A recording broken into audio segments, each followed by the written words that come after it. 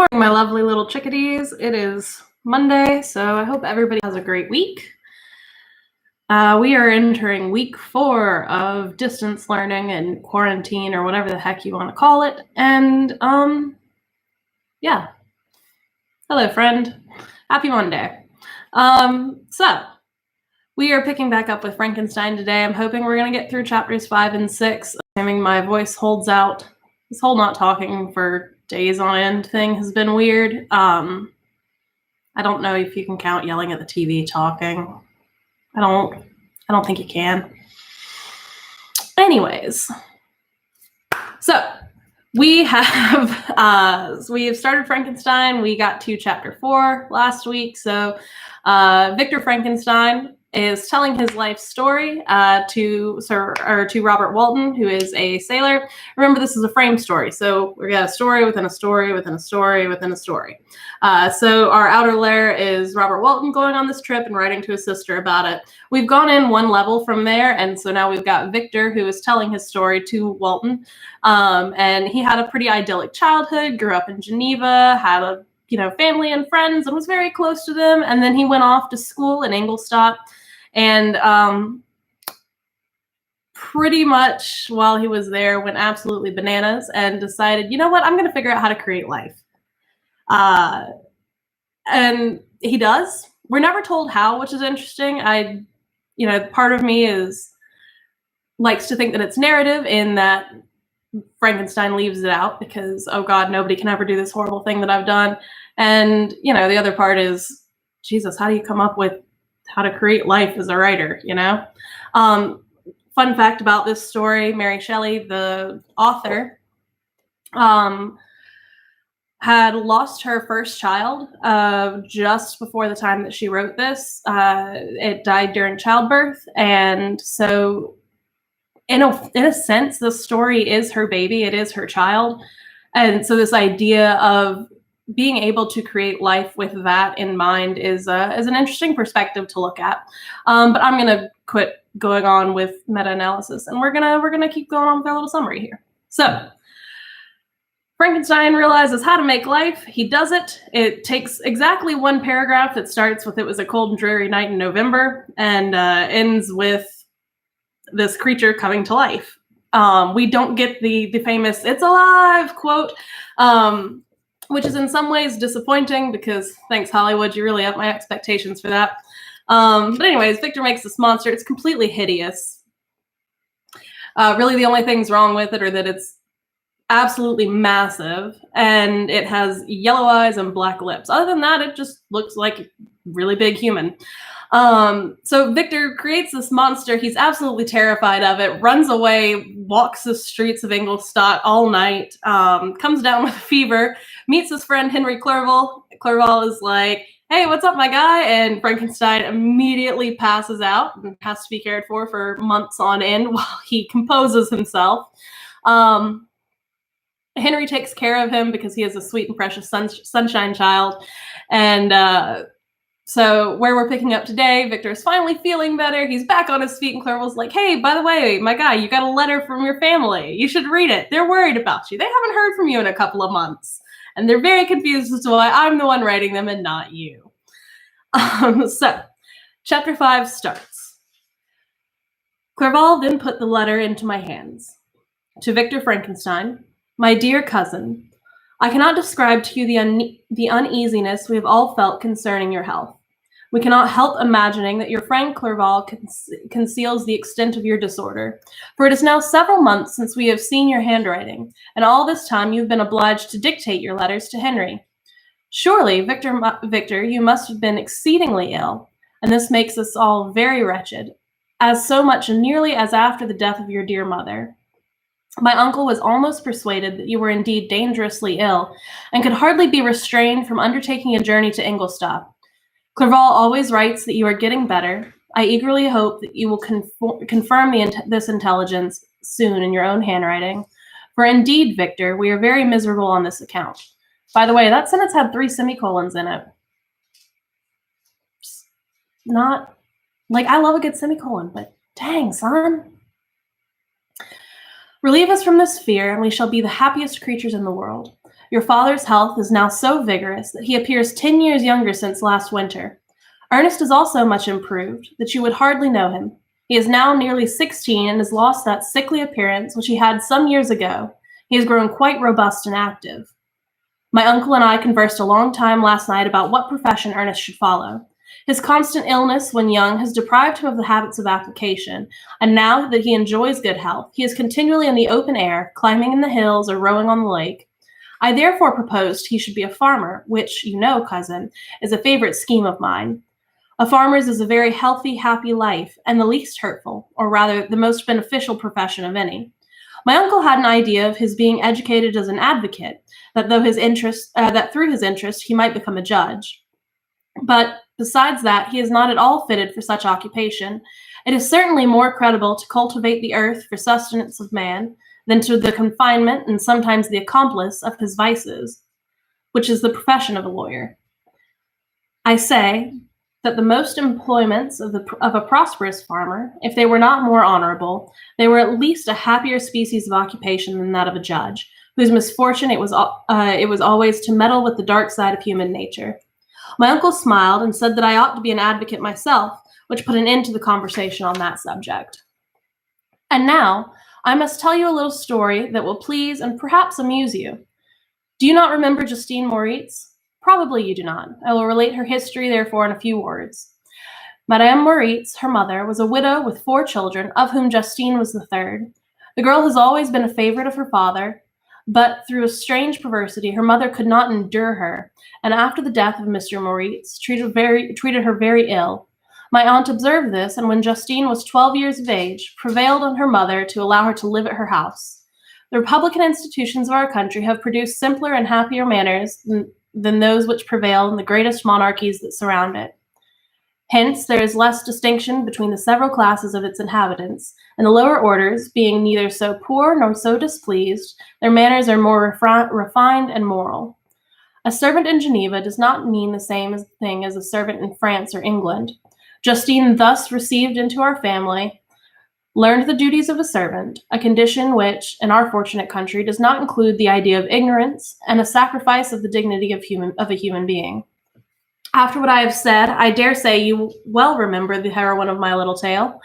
For Justine was a great favorite of yours, and I recollect you once remarked that if you were in an ill humor, one glance from Justine could dissipate it, for the same reason that Aristo gives concerning the beauty of Angelica.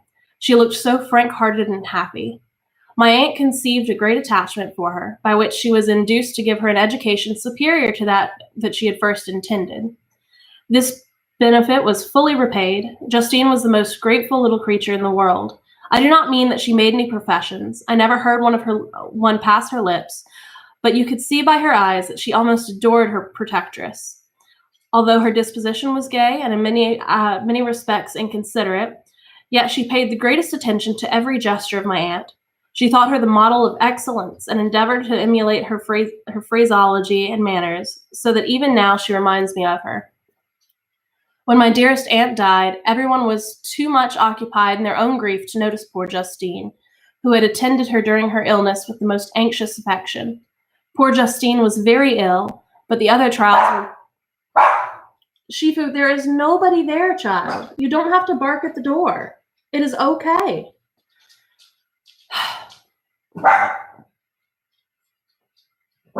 Child, I'm trying to read. Hush. You're the worst, you know that? I love you and you're the worst. Don't bark at me like that. Go lay down. Go. Sorry about that. Poor Justine was very ill, but other trials were reserved for her. One by one, her brothers and sisters died, and her mother, with the exception of her neglected daughter, was left childless. The conscience of the woman was troubled. She began to think that the deaths of her favorites was a judgment from heaven to chastise her partiality. She was a Roman Catholic, and I believe her confessor confirmed the idea which she had conceived. Accordingly, a few months after your departure for Ingolstadt, Justine was called home by her repentant mother. Poor girl, she wept when she quitted our house. She was much altered since the death of my aunt. Grief had given softness and a winning mildness to her manners, which had before been remarkable for vivacity. Nor was her residence at her mother's house a nature to restore her gaiety. The poor woman was very vacillating in her repentance. Sometimes begged Justine to forgive her unkindness, but much oftener accused her of having caused the deaths of her brothers and sisters. Perpetual fretting at length threw Madame Moritz into decline, which at first increased her irritability, but now she is at peace forever. She died on the first approach of cold weather at the beginning of this last winter. Justine has returned to us, and I assure you I love her tenderly. She is clever and gentle and extremely pretty, as I mentioned before. Her mien and her expressions continually remind me of my dear aunt. I must also say a few words to you, my dear cousin, of little darling William. I wish you could see him. He is very tall for his age, with sweet, laughing blue eyes, dark eyelashes, and curling hair. When he smiles, 2 little dimples appear on each cheek, which are rosy with health. He has already had 1 or 2 little wives, but Louisa Byron is his favorite, a pretty little girl of 5 years of age. Now, dear Victor, I dare say you wish to be indulged in the little gossip concerning the good people of Geneva. The pretty Miss Mansfield has already received the congratulatory visits upon her approaching marriage with a young Englishman, John Melbourne, Esquire.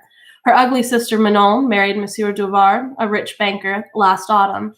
Your favorite schoolfellow, Louis Manor, has suffered several misfortunes since the departure of Clerval from Geneva, but he has already recovered his spirits and is reported to be on the point of marrying a very lively, pretty Frenchwoman, Madame Tavernier. She is a widow and much older than Menor, but she is very much admired and a favorite with everybody. I have written myself into good spirits, dear cousin, yet I cannot conclude again without anxiously inquiring concerning your health. Dear Victor, if you are not very ill, write yourself and make your father and all of us happy, or I cannot bear to think of the other side of that question. My tears already flow. Adieu, my dearest cousin, Elizabeth Lavenza, Geneva, March 18th, 17 blank. Dear, dear Elizabeth, I exclaimed when I had read her letter. I will write instantly and relieve them from the anxiety they must feel. I wrote, and this exertion greatly fatigued me, but my convalescence had commenced and proceeded regularly. In another fortnight, I was able to leave my chamber. One of my first duties on my recovery was to introduce Clerval to the several professors of the university. In doing this, I underwent a kind of rough usage, ill-befitting to the wounds that my mind had sustained. Ever since the fatal night, the end of my labors, and the beginning of my misfortunes, I conceived a violent antipathy, even to the name of natural philosophy. When I was otherwise quite restored to health, the sight of chemical instruments would renew all the agony of my nervous symptoms. Henry saw this and had removed all my apparatus from my view. He had also changed my apartment, for he perceived I had acquired a dislike for the rooms which had previously been my laboratory. But these cares of Clerval made no avail when I visited the professors. Monsieur Waldman inflicted torture when he praised, with kindness and warmth, the astonishing progress I had made in the sciences. He soon perceived that I disliked the subject, but, not guessing the real cause, he attributed my feelings to modesty and changed the subject from my improvement to the science itself, with a desire, as I evidently saw, of drawing me out. What could I do? He meant to please, and he tormented me. I felt as if he had placed carefully, one by one, in my view, those instruments which were to be afterward used in putting me to a slow and cruel death. I writhed under his words, yet dared not exhibit the pain I felt.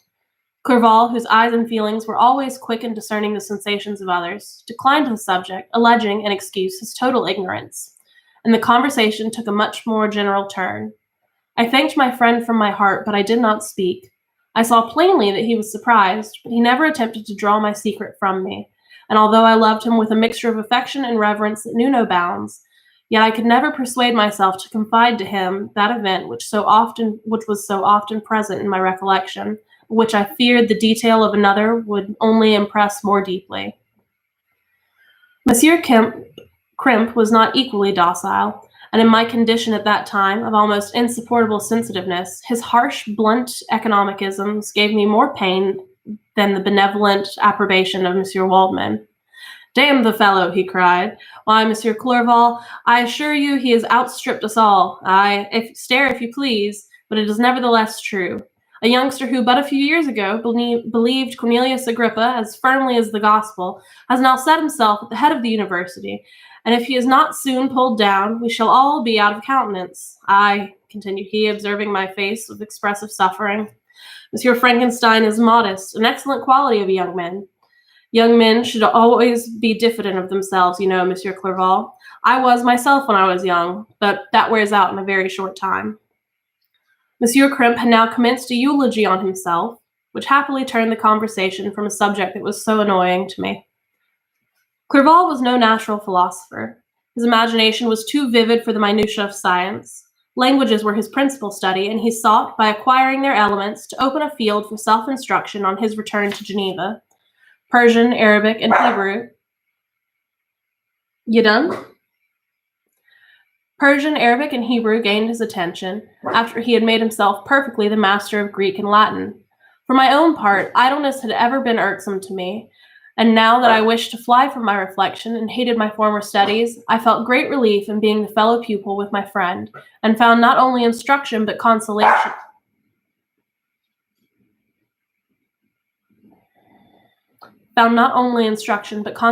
in the works of the Orientalists.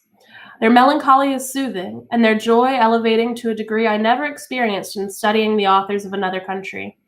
When you read their writings, life appears to consist in a warm sun and a garden of roses, in the smiles and frowns of a fair enemy, and the fire that consumes your own heart. How different from the manly and heroical poetry of Greece and Rome. Summer passed away in these occupations, and my return to Geneva was fixed for the latter end of autumn, but being delayed by several incidents, winter and snow arrived. The roads were deemed impassable, and my journey was retarded until the ensuing spring. I felt this delay very bitterly, for I longed to see my native town and my beloved friends. My return had only been delayed so long from an unwillingness to leave Clerval in a strange place before he had become acquainted with any of its inhabitants. The winter, however, was spent cheerfully, and although the spring was uncommonly late, when it came, its beauty compensated for its dilatoriness. The month of May had already commenced, and I expected a letter daily which was to fix the date of my departure, when Henry proposed a pedestrian tour of the environs of Ingolstadt, that I might bid a personal farewell to the country I had so long inhabited. I acceded with pleasure to this proposition. I was fond of exercise, and Clerval had always been my favorite companion in the Shifu, hush, child. Can you guys hear this? Is this just me? Clerval had always been my favorite companion in the rambles of this nature that I had taken among the scenes of my native country. We passed a fortnight in these perambulations. My health and spirit had long restored, and they gained additional strength from the salubrious air I breathed, the natural incidents of our progress, and the conversation of my friend. Study had before secluded me from the intercourse of my fellow creatures, and rendered me unsocial. But I thought I would stop getting interrupted while I was trying to read whenever I stopped having to go into school. I was wrong. I was very, very wrong. But Clerval called forth the better feelings of my heart. He again taught me to love the aspect of nature and the cheerful faces of children. Excellent friend, how sincerely you did love me and endeavor to elevate my mind until it was on level with your own. A selfish pursuit had cramped and narrowed me until your gentleness and affection warmed and opened my senses. I became the same happy creature who, a few years ago, loving and beloved by all, had no sorrow or care, when happy, inanimate nature had the power of bestowing the most delightful sensations. A serene sky and verdant fields filled me with ecstasy. The present season was indeed divine. The flowers of spring bloomed in the hedges, while those of summer were already in bud. I was undisturbed by thoughts which during the preceding year had pressed upon me, notwithstanding my endeavors to throw them off with an invincible burden. Henry rejoiced in my gaiety and sincerely sympathized in my feelings. He exerted himself to amuse me while he expressed the sensations that filled his soul. The resources of his mind on this occasion were truly astonishing. His conversation was full of imagination, and very often, in imitation of the Persian and Arabic writers, he invented tales of wonderful fancy and passion. At other times, he repeated my favorite poems or drew me out into arguments, which he supported with great ingenuity. We returned to our college on a Sunday afternoon. The peasants were dancing, and everyone we met appeared gay and happy. My own spirits were high, and I bounded along with feelings of unbridled joy and hilarity. All right, lovelies, due to unforeseen circumstances involving one very annoying miniature schnauzer, I'm going to call it early today. We'll pick up with chapter 6 on Wednesday. One last thing I wanted to point out before we go is that one of the things that we would be studying with Frankenstein is the idea of romanticism. Romanticism is a literary and artistic movement that's influenced by five eyes: idealism, imagination, the individual, inspiration, and ingenuity. I'll have to check that last eye. Don't quote me on that. But we see a great example of this romantic writing in these last couple paragraphs here. When when Victor is describing kind of these things that he and Clerval are doing to make him feel better, to go around and tour. They talk about taking walks in nature and observing people, and it's all very much so a reflection on that romantic nature. This idea of viewing nature and it filling you with ecstasy and things like that is a very romantic ideal. On the other hand, Shelley is also considered the founder of Gothic literature. So we get some really cool plays with that interaction, because romanticism is very much nature and spring, and it's beautiful and happy and causes these deep and profound emotions. And Gothic lit is kind of the opposite side of that. You still have those deep emotions. It's just, instead of it being, the wonders of nature, it's the terrifying realities that surround us. So on that fun little English fact, I'm going to leave you guys. Be safe, make good choices, don't get serial killed, wash your hands, and I'll talk to you Wednesday. Bye.